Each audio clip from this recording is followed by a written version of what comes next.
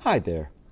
Today I want to show you how to create your own avatar using this app called Fantasy Avatar. Now, the app itself right now on the screen is at the bottom left corner. It has this lady right here with I think a crown or a tiara kind of thing. So we get in there, and what happens is we just have to press the triangle play button. And the second page it shows is to choose your character, whether or not it's going to be a male, which is a man, or a female, a woman, or indefinite. Indefinite is like a monster. So you have to decide. So for me, I will choose male.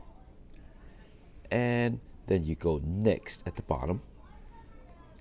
So you can insert a photo, but we don't want to do this for now. So all we have to do is just press next.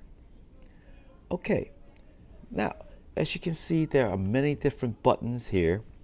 So first off, we start with the face. So we can choose the faces. As you can see, I'm choosing them, right? And you can press the arrow key and you can choose additional faces. Okay, so let's say I want this one. Now, in the bottom left corner where it is highlighted in blue, this is the face area. So I have to go to the next area now, and I can press the mouth. Now I can choose the different kind of mouth and say, okay, I'm happy. And then eyes. All right. And a mustache. Ooh, ooh, that looks mean. Ooh. All right, and if you don't want any, you can just go back to the very beginning and just press the X. And then the nose, you can choose that. And I'm happy with the nose now. Let's go look for some hair. I want, ooh, I want some braids. Okay. And then at the bottom right corner where the arrows are, because the next one right now is in hair, and the next one's the helmet, and then there's an arrow key. I can press the arrow key and press again to go do different things. Okay, and as you can see, I have helmets, which I don't want any. I want a background where I want to have a forest background. And here are the bodies I can choose from. Oh, this green one's cool. All right, and I can put some clothes on.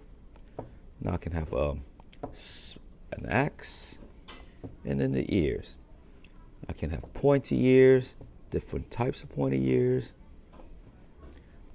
And once you are complete with everything, you're happy. Now on the upper left corner, it has an export button. Just select the export button, and then everything is set. All you have to do now is export at the bottom.